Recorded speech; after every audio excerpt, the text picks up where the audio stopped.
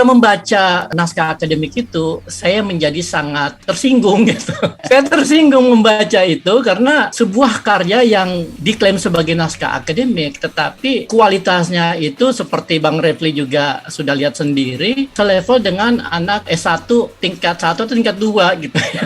Dan kemudian juga konteksnya itu tidak sesuai dengan kondisi yang dialami oleh bangsa Indonesia gitu. Jadi belum lagi kalau kita lihat tanggal publikasinya atau tahun publikasinya itu sudah outdated. Itu teori-teori klasik yang sudah tidak bisa dipakai lagi gitu. Tetapi itu dijadikan rujukan utama di dalam naskah akademik itu gitu. Artinya apa? Yang menulis naskah akademik itu tidak punya spektrum pengetahuan yang benar-benar luas mengenai bagaimana membangun dan mengelola sebuah ruang urban.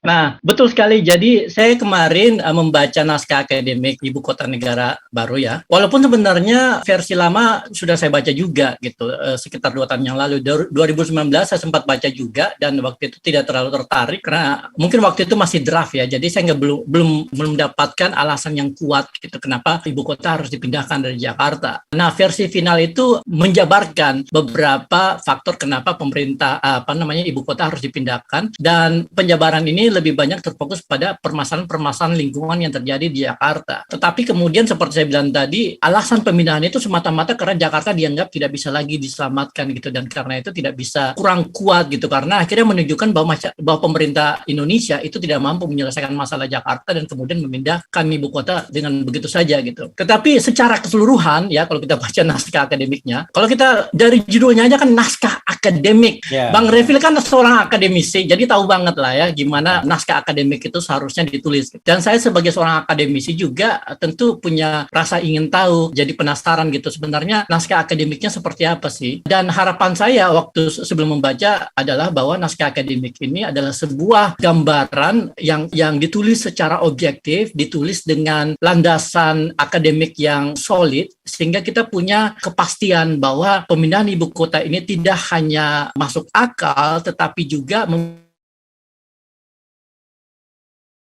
gitu. Nah, ketika membaca naskah akademik itu, saya menjadi sangat tersinggung gitu.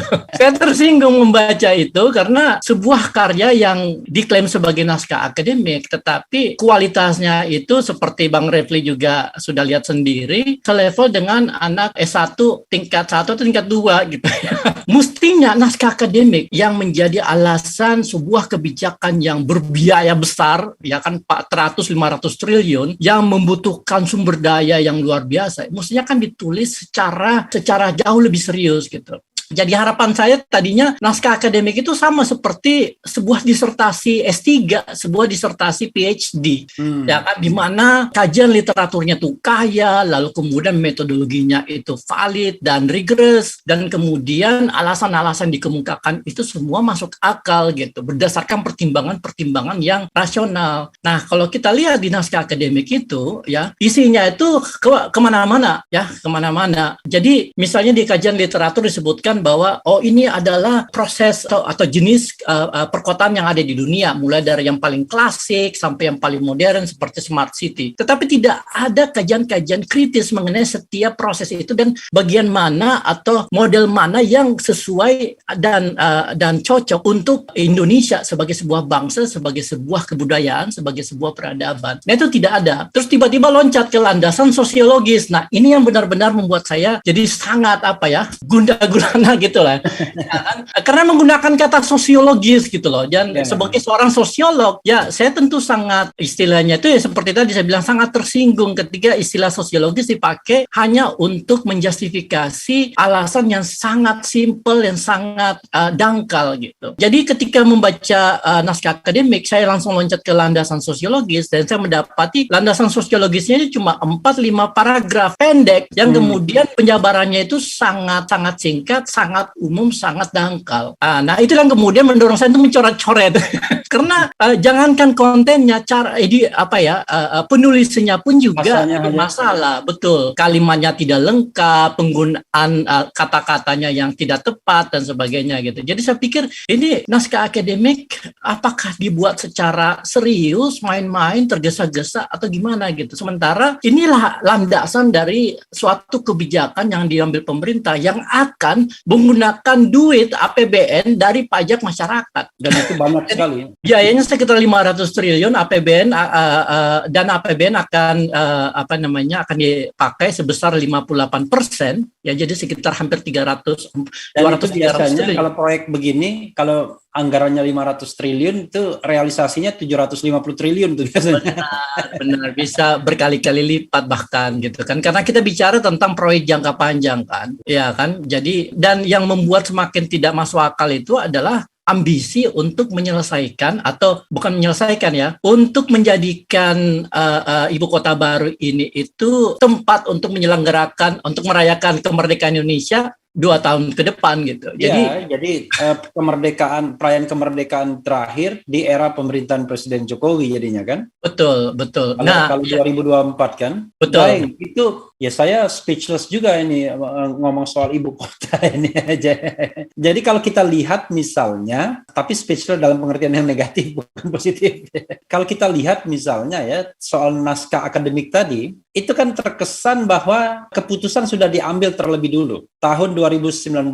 Naskah akademik itu pokoknya mengkonfirmasi, melegitimasi keinginan Pak Jokowi. Kesannya kan begitu. Sehingga Bappenas tidak melihat penting lagi naskah akademik karena keputusan sudah diambil sebelum naskah akademik dibuat. Betul sekali. Sebenarnya kalau kita baca naskah akademiknya, di situ dikatakan bahwa mereka merujuk pada beberapa studi yang sudah dilakukan sebelumnya. Jadi memang Bappenas dan beberapa lembaga lain sudah melakukan studi pemindahan ibu kota walaupun tidak spesifik disebutkan pemindahan ibu kota itu di Kalimantan Timur dan khususnya di daerah Penajam ya. Jadi mereka merujuk ke situ gitu. Dan kemudian akhirnya berlandaskan itu mereka membuat beberapa argumen dan sebagainya yang akhirnya terlihat dengan sangat jelas bahwa itu ditulis dengan tergesa-gesa.